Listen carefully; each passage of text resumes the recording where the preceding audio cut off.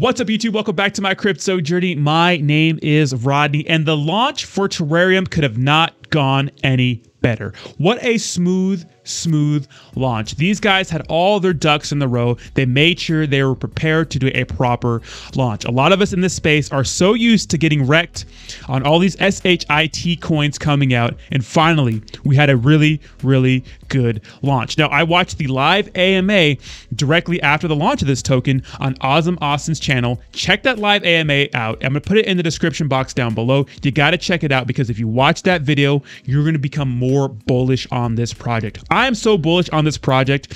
I was in on the pre-sale and I bought more as soon as I thought there was a dip. There has been no dips, right? But I was able to buy in and the price has gone up. Now, this is going to see some sort of correction. It always happens, but there's markers in place, whale protections that we need right now, right? The 17% tax, and the tax is going to be high for this entire month, right? The month coming.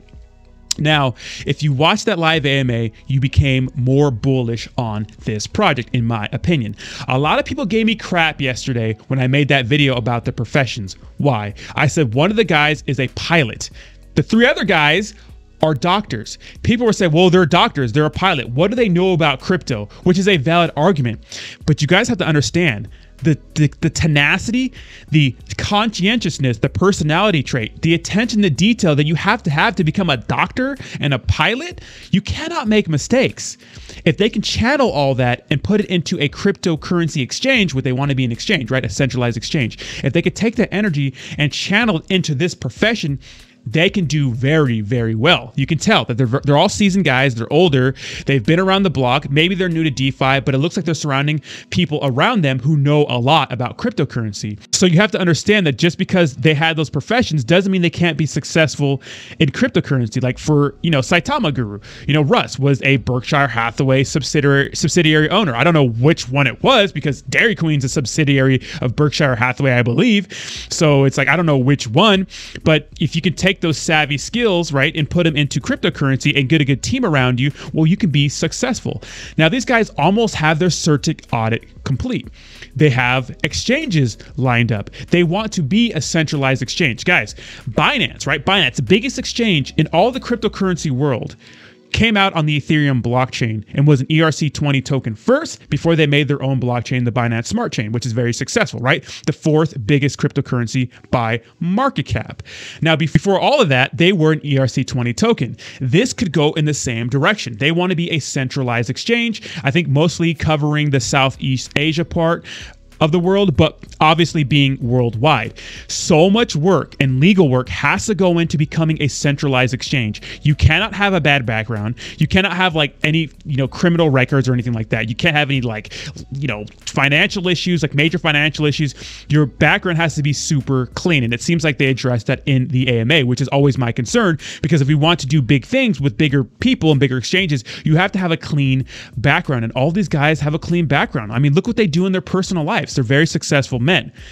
And a lot of people had a issue with Dr. PB having 108 wallets, which to me, yes, is an issue, but they're in different wallets. And he said he plans to hold the product for at least 7 years. Now, we're going to have to see about that. The thing is, all of these guys are fully doxxed, and they even said it in the AMA.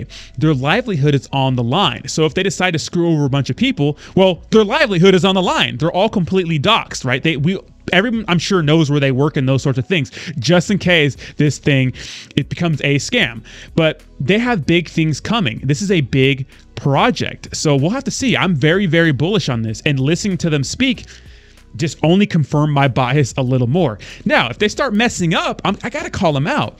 But so far, this looks like a well put together, well thought out project. It didn't look like they just threw some shit together, which is what we are used to seeing in this space. So far, big kudos to the Terareum team. A lot of people are upset about William D on the team because I guess he was a part of some other rug pulls. But I mean, this is the project that he's on. I mean, Milton is leading the charge. I believe he's the Boeing pilot, right? The 757 pilot. So we'll have to see what happens and what comes of this. Now, if things come out later where, you know, it shines a negative light on the team, of course, I'm gonna have to cover that sort of news. But right now, all we have is good stuff. I have to go with the evidence that's, you know, given to me. And I know a lot of people in the Saitama community are upset about this project doing well. I mean, people can say what they want about me tying this to Saitama, but you have to understand that all of these guys are Saitama whales, or they were large holders in the Saitama project, but they decided to do their own thing due to some frustrations. Now, a lot of people are also saying that, well, what if they're all in it together? I don't think so, because remember, Dr. PB's wallet information was leaked to Faltron by one of the Saitama devs. It has to be. It has to be. Why? Because Dr. PB entrusted his information with one of the Saitama devs when they accused him of dumping Saitama, and he showed them and said, hey, I never dumped Saitama. So it seemed like there was some sort of sabotage on that end, and no one wants to give these guys the benefit of the doubt. Well, I'm going to give them the benefit of the doubt, just like I did with Saitama. I am a holder in this. I have now more than an ETH in this project, which is worth way more than an ETH right now, right? Of course, I'll take my profits and those sorts of things, but from what I see right now, this looks like a great long-term project. I mean, objectively, they have a clear roadmap, they have a clear mission and goal, and they're going to get more people because they want to build this centralized exchange in-house, which is a tall task. But if they can do it, they can get the team together, the sky's the limit. And we could be on the cusp of something great here, guys. We could be. It's going to take some time, but we'll have to see. Let me know what you think in the comments down below. I think this is pretty exciting times. Of course, we're going to see some sort of correction. I don't know how big the correction is going to be. This reminds me of the TARP launch, in my opinion. Anyways, let me know what you think in the comments down below, and I'll talk to you soon. Peace.